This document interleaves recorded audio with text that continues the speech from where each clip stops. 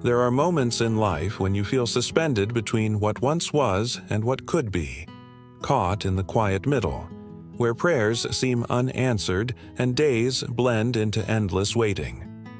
You wake up each morning hoping that maybe today something will change, that maybe this is the day the silence will break, but it doesn't. You pray, you wait, you hope, and yet the sky stays still. You start to wonder if you've done something wrong, if maybe God has turned away, if maybe your voice no longer reaches heaven. The delay begins to hurt, not because you're impatient, but because your heart longs for something that feels just beyond reach. Yet, what if that delay is not a wall, but a bridge? What if the waiting isn't punishment, but preparation? You see, sometimes the most sacred work happens in silence. The stillness you fear may be the very soil where strength is planted. God is not late. He is deliberate. He does not rush, because love never hurries. Isaiah 41:10 whispers, "Do not fear, for I am with you. Do not be dismayed, for I am your God." The same hands that seem still are quietly working behind the curtain of time, weaving together the threads of your story in ways you cannot yet see.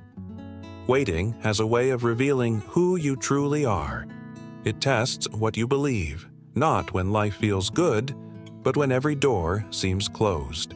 It is easy to trust when the answers come quickly, but when the waiting stretches long, trust becomes an act of surrender. And maybe that's exactly what God is after, not your comfort, but your closeness. He delays not to distance himself, but to draw you deeper, to teach you to lean on his presence more than his promises. You might be praying for a new chapter, but perhaps he is teaching you to read the one you're in.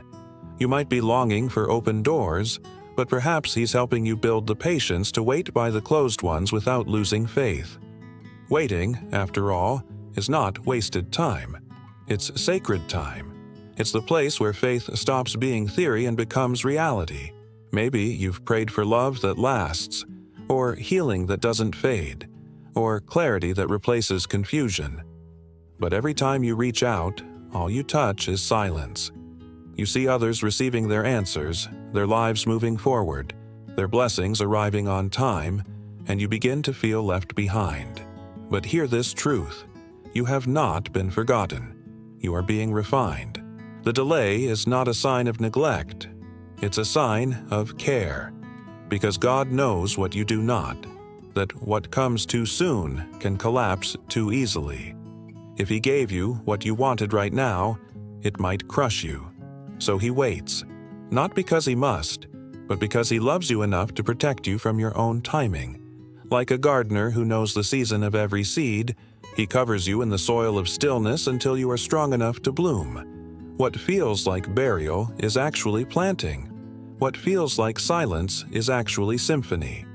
Romans 8:28 reminds us, "And we know that in all things God works for the good of those who love Him." That includes the waiting, the heartbreak, the confusion. All of it is part of the preparation. There was a time in my own life when I begged for answers, when I wanted the door to swing open, when I couldn't understand why nothing moved. I prayed, I pleaded, and still, only silence. It took me years to realize that God's silence is not the absence of His presence. It's the presence of His wisdom. He was not ignoring me. He was instructing me. Every delay taught me something about trust. Every disappointment revealed something about my heart. Every unanswered prayer became a lesson in surrender.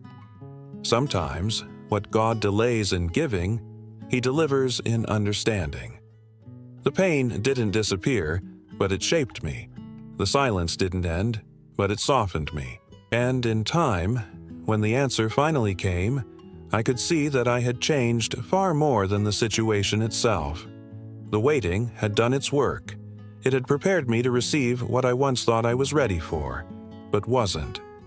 The truth is, your waiting season may be the most sacred chapter of your life, even if it feels empty, because it's in this space that humility grows, faith matures, and character takes root. You learn that peace isn't found in the arrival of what you want, but in the trust that what S meant for you will come when it's supposed to. You begin to understand that you're not being punished, you're being prepared. God's delay is not an interruption of your story, it's a vital part of it. He is not finished writing, and you are not stuck. He's simply refining the parts of you that need to be strong enough to hold the blessing that's on its way. The delay is divine timing disguised as silence. So don't rush through it. Don't despise it. Don't call it wasted. Let it mold you. Let it draw you closer. Let it remind you that faith is not about control, but you see, the hardest part about waiting is not the passing of time, but the tension of not knowing. You wake up every day with hope in your chest and questions in your heart.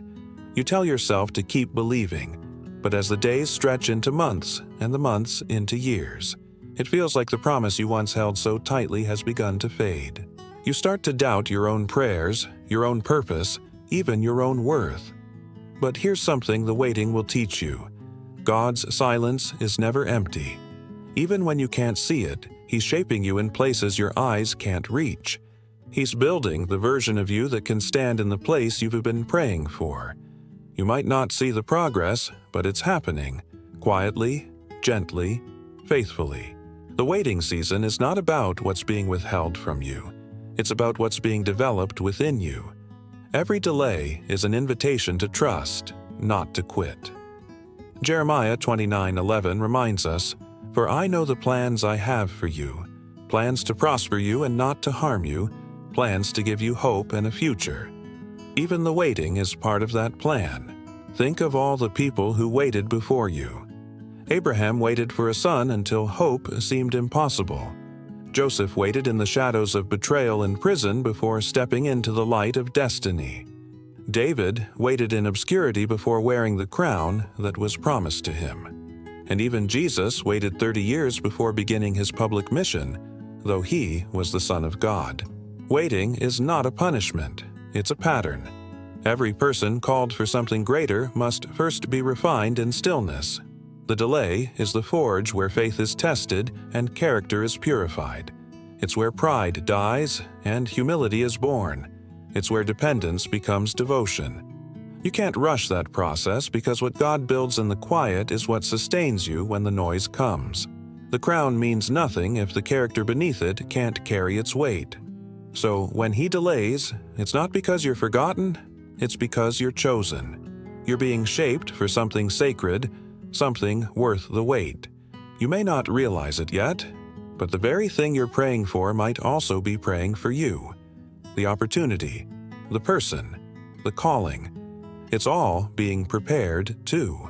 Sometimes the delay isn't just about your readiness, but about the readiness of everything connected to your purpose.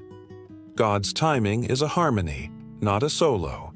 Every piece of your story must align. Every heart involved must mature. Every door must open at the right moment. If He gave it to you now, it would feel forced. But when the time is right, everything will fall into place effortlessly, beautifully, divinely. The door that once resisted you will swing wide, not because you pushed harder, but because it was meant for this exact moment. That's the beauty of divine timing. It needs no struggle, only surrender. And sometimes the reason you're waiting is because you still need to heal. There are wounds within you that God refuses to ignore. He loves you too deeply to let you build a future on a fractured foundation.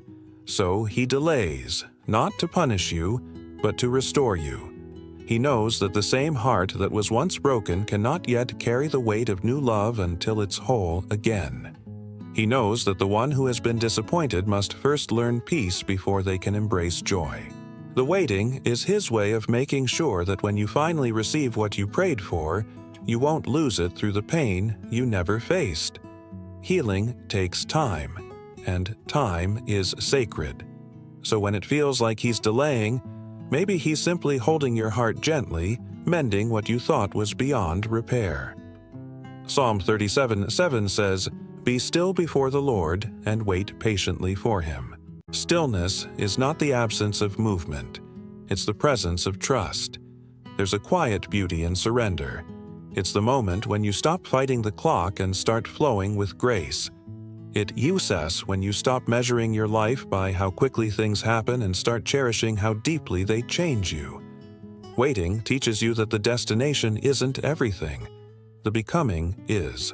The version of you who began this journey is not the same one who will finish it. The old you needed answers. The new you seeks understanding. The old you wanted control.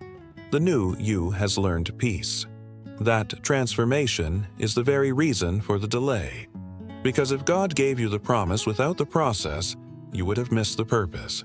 Every second of waiting is shaping you into the person who will not just receive the blessing, but sustain it. One day, you'll look back on this waiting season and smile. You'll remember the nights you cried, the days you doubted, and you'll see how all of it was building something within you. The silence that once scared you will become sacred to you, because it was there that you met yourself, and met God in a deeper way. You'll see that every delay had meaning, that every pause carried purpose. The timing you once questioned will make perfect sense, and you'll whisper, "Now I understand."